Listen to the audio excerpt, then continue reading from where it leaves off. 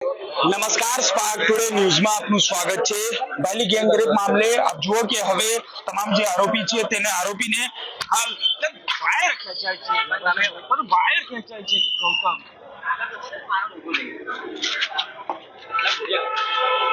આપ જુઓ કે તમામ જે આરોપીઓ છે હવે હાલ મેજિસ્ટ્રેટ ની સમક્ષ તેને હાજર કરવામાં આવ્યો હતો અને તેઓની ઓળખ પરેડ છે તે કરી દેવામાં આવી છે। આપ જુઓ કે હવે તમામ જે આરોપીઓ છે તેને આરોપીઓને જિલ્લા મેજિસ્ટ્રેટની સમક્ષ હાજર કરી દેવામાં આવ્યા હતા અને હવે જે ઓળખ પરેડ હતી એ ઓળખ પરેડ થઈ ચૂકી છે। જે તપાસનો જે ધમધમાટ છે હવે ધમધમાટ શરૂ કરી દેવામાં આવ્યો છે।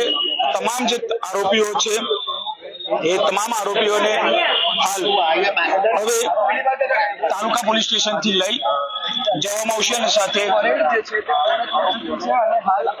ત્રણ આરોપી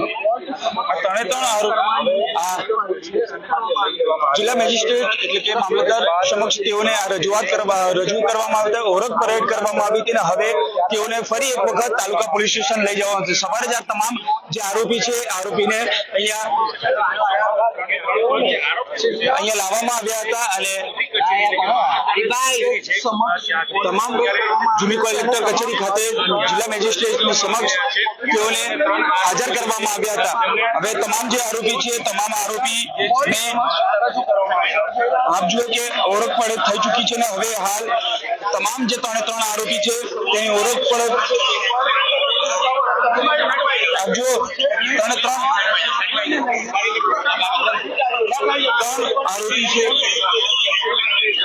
ને અહીંથી હવે હાલ ફરી એક વખત તાલુકા પોલીસ સ્ટેશન લઈ જવામાં આવશે અને જે પ્રકારે સમગ્ર વડોદરા શહેરમાં ટોક ઓફ ધ ટાઉન બનેલો આ જે મુદ્દો હતો કે બાયલી ગેંગરેપના જે આરોપીઓ છે તે ગઈકાલે પોલીસે ધરપકડ કરી લીધી હતી અને હવે હાલ અહીંથી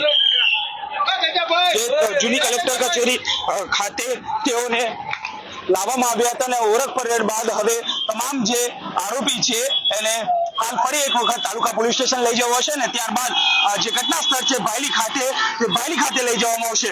સમગ્ર મામલે જે ત્રણ આરોપી હતા તે મુખ્ય જે ત્રણ આરોપી તેને કોર્ટ સમક્ષ એટલે કે મામલતદાર સમક્ષ રજૂ કરવામાં આવ્યા હતા। વહેલી સવારથી તમામ જે આરોપી છે જૂની કલેક્ટર કચેરી છે ત્યાં પોલીસ બંદોબસ્ત આપ જોઈ શકો છો। જે પ્રકારે પોલીસ બંદોબસ્ત ગોઠવી દેવામાં હતો કારણ કે જે પ્રકારે આરોપીઓ હતા અને તેના આરોપીઓને કોઈ પણ પ્રકારનો જે સમગ્ર મામલે છે તમામ લોકોમાં રોષ છે એટલે કોઈ પણ આવો બનાવ ન બને તે માટે પ્રયત્ન કરવામાં આવશે। તેને સમગ્ર જૂની કલેક્ટર કચેરી આપ જુઓ કે મારા કેમેરામેન ગૌતમને કહીશ કે સમગ્ર જૂની કલેક્ટર કચેરી પોલીસ છાવણીઓ ફેરવાઈ હતી અને જે પ્રકારે વહેલી સવારથી જ આરોપીઓને બાયલી પોલીસ સ્ટેશનથી અહીંયા જૂની કલેક્ટર કચેરી લાવવામાં આવ્યા હતા જિલ્લા મેજિસ્ટ્રેટ પાસે અને ત્યારબાદ હવે ઓળખ પડે થઈ ચૂકી છે।